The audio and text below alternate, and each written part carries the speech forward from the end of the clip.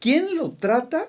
O sea, ¿con quién tengo que ir a tratarme y en qué consiste el tratamiento? Sí, en relación bueno, el médico de primer contacto, el médico de atención primaria, el de medicina familiar, es quien debiera hacer esa detección temprana.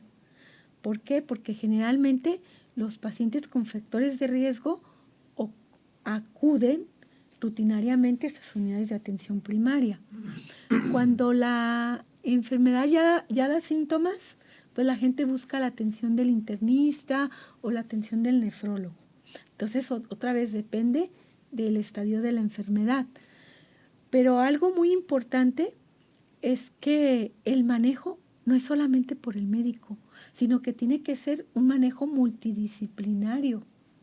Multidisciplinario en el que participa la nutrióloga para ajustar la dieta al estado de severidad del daño renal, el acondicionador físico, porque el ejercicio es muy importante para favorecer conductas saludables de estilo de vida y controlar esos factores metabólicos relacionados con la rápida progresión del daño renal. La enfermera, porque la enfermera es muy importante, porque es la que le va a enseñar al paciente medidas de autocuidado, de cómo empoderarse el paciente para cuidar de su propia salud.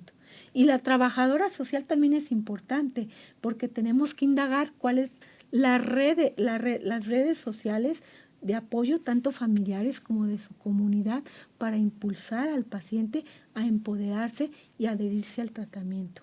Por otra parte, psicología también es importante.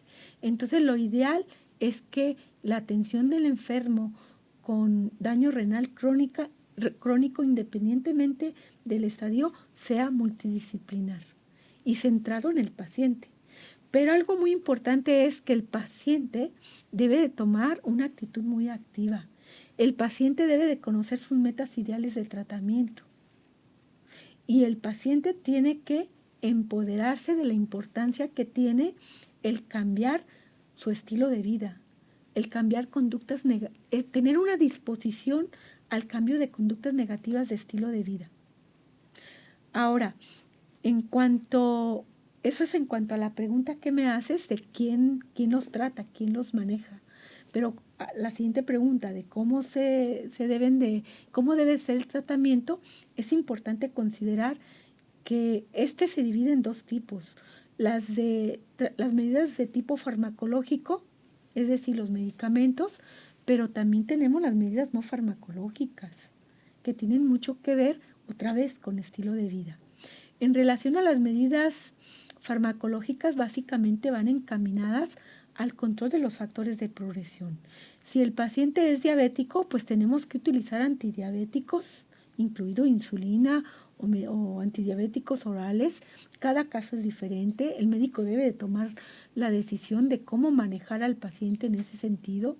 Si es hipertenso, hay que controlar la presión arterial. Si el paciente tiene dislipidemia, pues tiene que colesterol alto, colesterol malo alto, los triglicéridos, tiene que recibir terapia para bajar esas grasas alteradas de la sangre.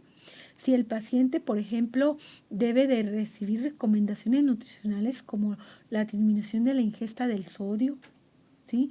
La disminución de la ingesta de proteínas de origen animal, la disminución en la ingesta de alimentos con alto contenido en fósforo y así. Por otra parte, también cuando el paciente tiene ya una enfermedad renal crónica bien establecida, es decir, con todas las consecuencias de las complicaciones de la propia pérdida de la función renal, pues hay que dar eritropoyetina para tratar la anemia renal. Hay que dar medicamentos que nos ayuden a controlar las alteraciones del calcio y fósforo. Hay que buscar alteraciones del tiroides que a veces son subclínicas, pero que sí requieren terapia, sustituir la hormona tiroidea. Entonces el manejo pues es amplio, pero otra vez vuelvo a repetir, es individualizado.